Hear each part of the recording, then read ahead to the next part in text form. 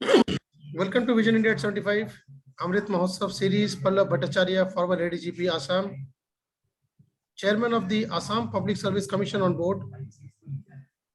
15 months into this 75-year celebration by the Vision India Forum, ably supported by leaders like Mr. PALLAB Bhattacharya, who have spared their valuable time amidst the horrific pandemic period, along with the greats like General V.K. Singh, Lieutenant General Chaturvedi, General K. Rao, Admiral Robin Dhawan, Air Chief Marshal Raha, Admiral Sunil Namba, Kasturi Ranganji, Secretary Science Technology Ashutosh Sharma, these greats, Anup Jalota, Zulania ji, Secretary Sports, Virendra Skina, former captain hockey team, Anju Bobby George, great athlete. Here we have, and I can go on. And also, apart from the summits, we had monologues of top 150 speakers already covered now. Today probably is the 157th monologue being covered under the first phase of the Vision India series.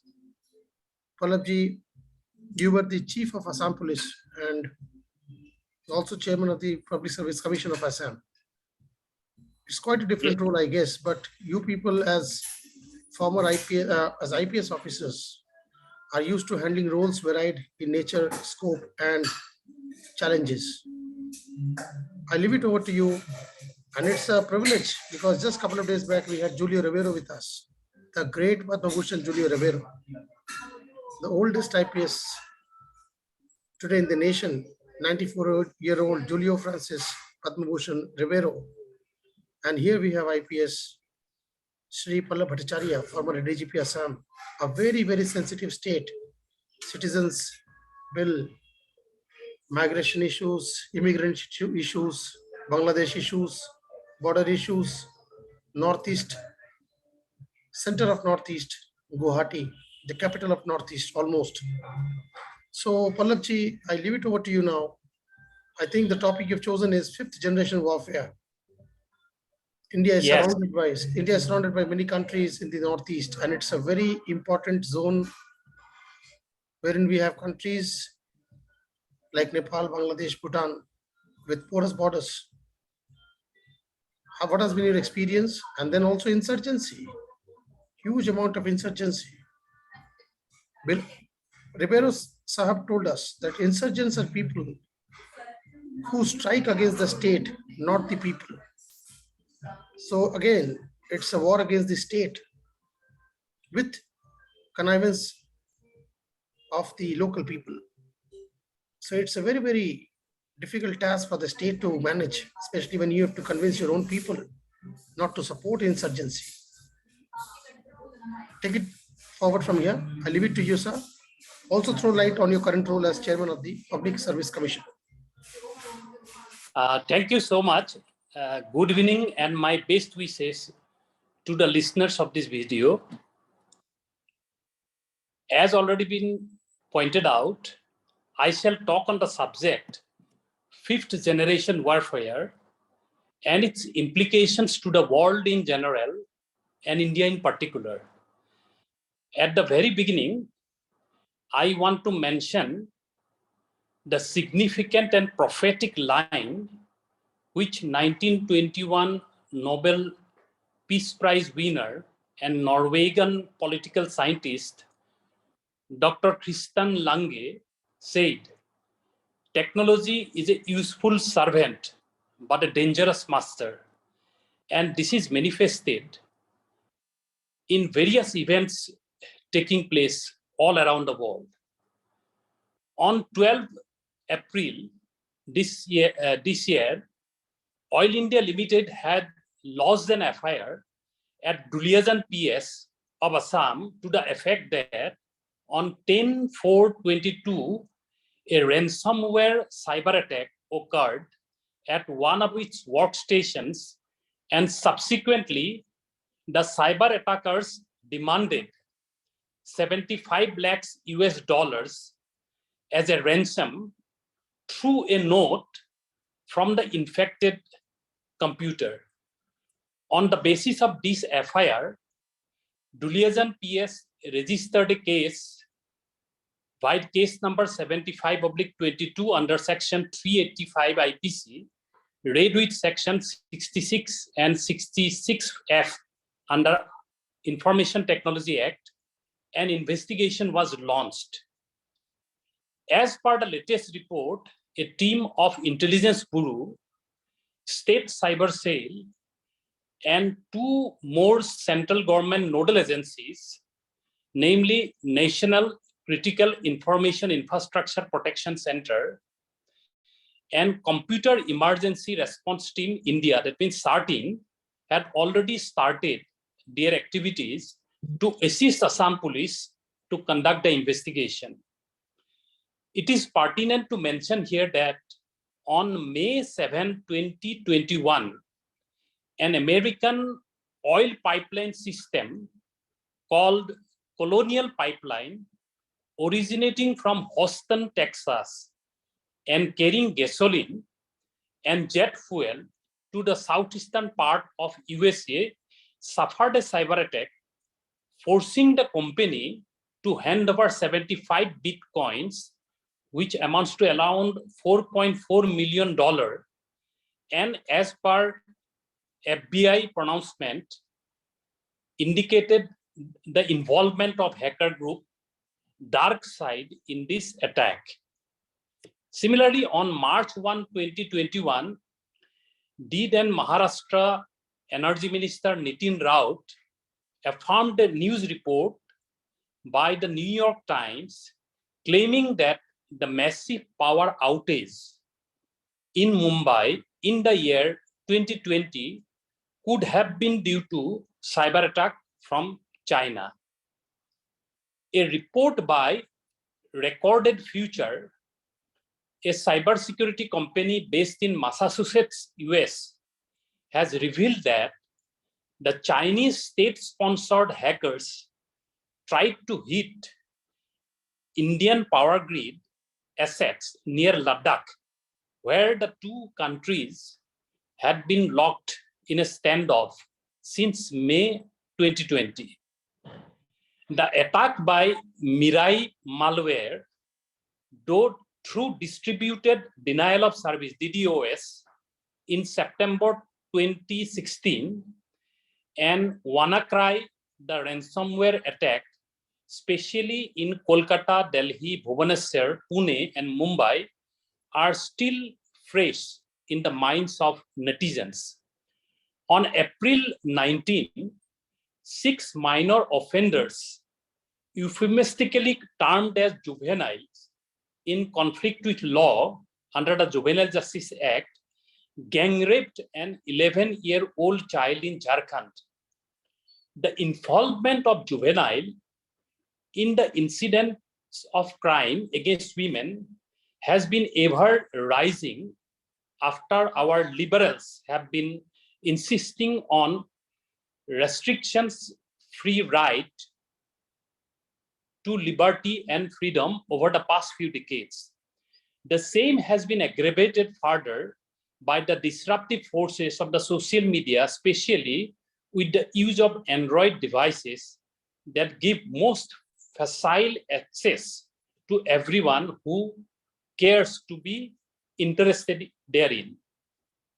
That exposure and ease thereof, in my view, generates uncontrollable urge to vent their energy by grabbing anyone in their surroundings.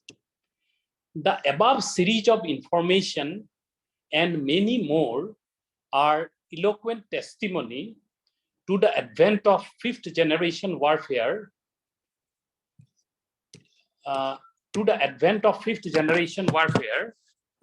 in the world.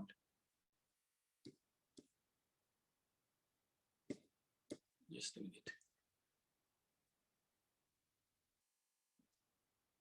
Despite the ongoing kinetic conflict between Ukraine and Russia, 5th generation warfare, which is abbreviated as 5GW, is a warfare that is conducted primarily through social engineering, misinformation, cyber attacks, along with emerging technologies such as artificial intelligence, fully automated system, social media, and so on.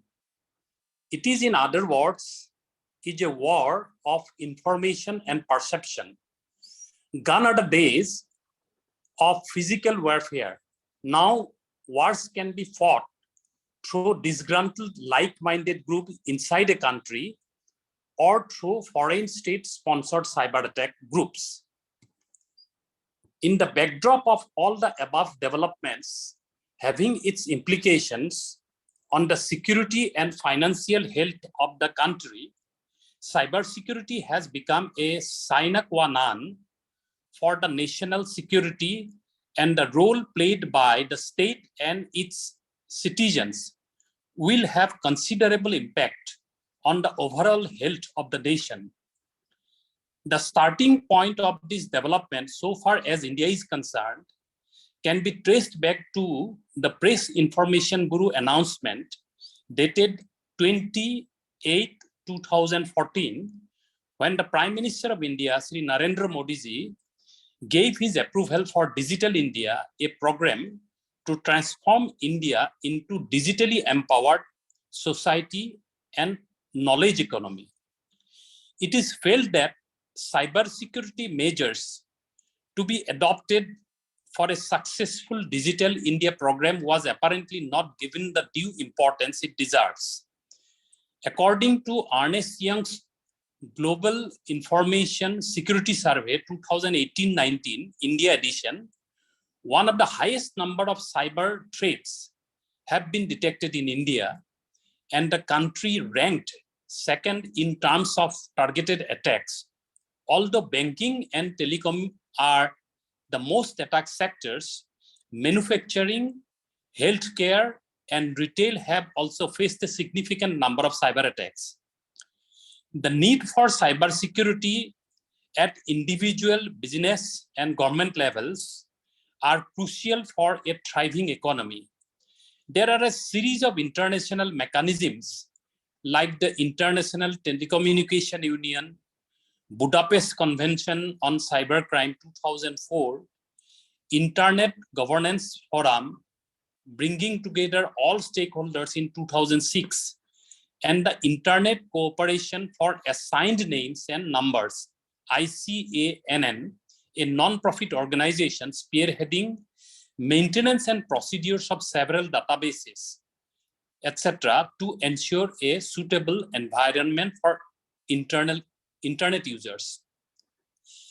The Indian National Cyber Policy 2013 had laid stress on creating a secure cyber ecosystem and addressing security threats and responses thereto. The National Computer Emergency Response Team, CERT-IN, created way back in 2004, functions as the nodal agency for coordination of all cybersecurity efforts, emergency responses, and crisis management. Securing e-governance by implementing global best practices and wider use of public key infrastructure is also an important aspect of its functioning. For protection and resilience of critical information infrastructure, the National Critical Information Infrastructure Protection Center operates as the nodal agency. NCI IPC was created under Information Technology Act 2000 to secure India's critical information infrastructure. It was this NCI IPC which installed the Cyberdome project at the Special Branch headquarters in Guwahati on 7/7/2018, when I was DG Special Branch, and it is providing a lot of services to us, to not only to Assam in general, but to the Northeast in particular.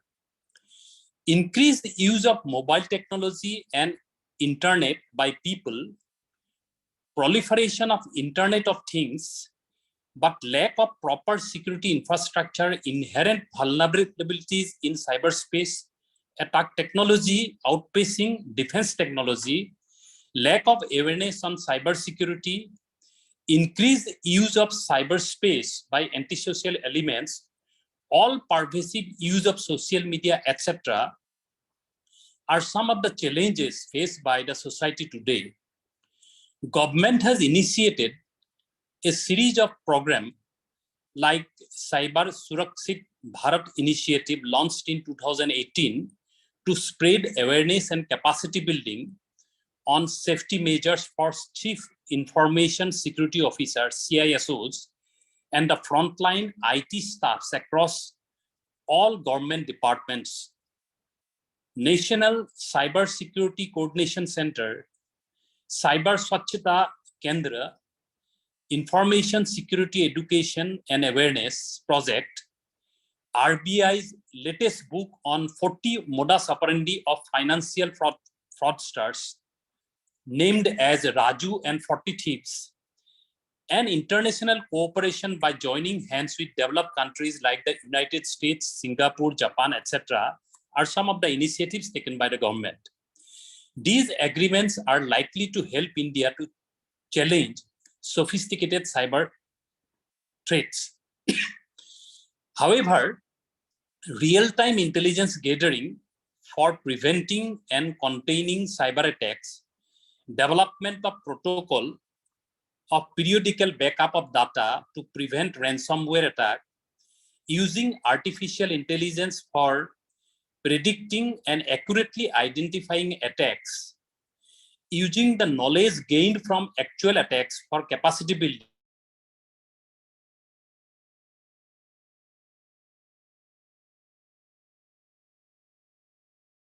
of educational institutions, regular periodic training of police on cybersecurity, research in university, Indian Institute of Technology, Indian Institute of Information Technology, etc., securing the computing environment and IoT with current tools, patches, updates, and based on methods in a time-bound manner, etc., are some of the suggestive ways forward. Government should also promote development of core skills in cybersecurity, data integrity, and data security fields, and set stringent cybersecurity standards to protect banks and financial institutions. In Assam, the effective use of existing Cyberdome project of SB Special Branch Headquarters, which was instituted by NICC, other infrastructure to educate people of Assam as well as the Northeast on cybersecurity, promoting cutting-edge research on cybercrime using IITs, universities as stakeholders, and sharing research results through formalized periodic meeting of industry, both public and private, government educational institutes, cyber experts, etc., to frame fresh guidelines are some of the additional initiatives which government of Assam should take proactively.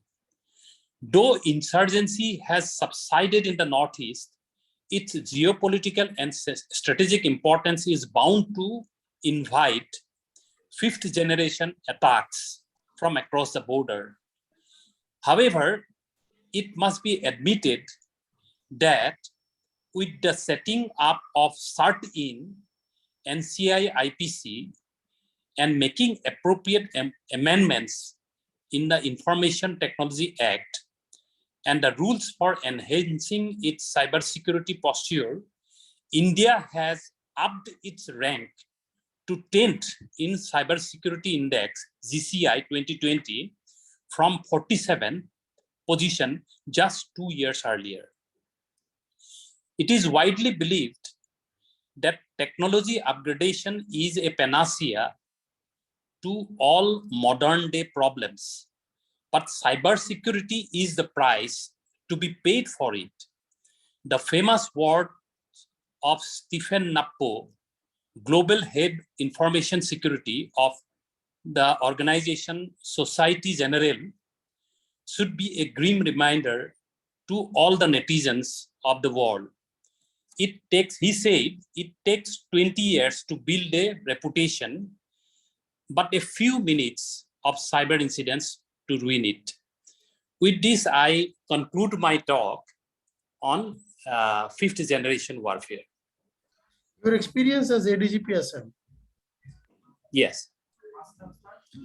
Your experience as ADGP Assam as a sensitive northeastern state, largest of the northeast probably, and very critical from the Bangladesh border perspective. Yes.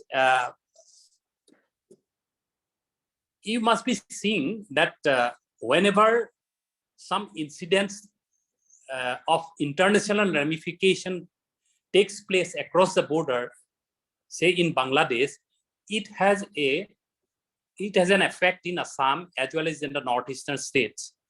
For instance, recently you must be aware that Assam police have unearthed a jihadi group from Borpeta, Bongaigaon, and the lower Assam districts, which were part of Al-Qaeda in Indian subcontinent. In fact, it is also called ABT, Ansarullah Bangla Team. So, since migration of people from erstwhile East Pakistan to Assam is a historical fact, people with their relatives are there on both sides of the border, and that is why these groups, these jihadi groups which find space in Bangladesh also find space in Assam. So this is a really very great challenge to the security of Assam. But fortunately, because of the proper functioning of the unified command structure with Assam Police, Assam Police has been able to nip this problem of extremism to a great extent. Now, if Government of India can bring the NSCN IM group into a sort of understanding, then I personally feel that the scenario of insurgency in the Northeast will reduce to a great extent. You can see that in Mizoram, which was also suffering very badly by insurgency, has now become one of the most progressive states, because even the present chief minister who is ruling there, he was also once an MNF activist. And since they have realized, and in due course of time, that it is futile to continue armed struggle, they have come over ground, and now Mizoram has become a progressive state. So I personally feel that if the unemployed youths of the Northeast, in general and Assam in particular, if they can be properly absorbed in the Skill India mission through a very focused way, I personally feel that gradually this problem of insurgency will be a thing of past for Assam and Northeast in general. Your role as the chairman of Assam Public Service Commission?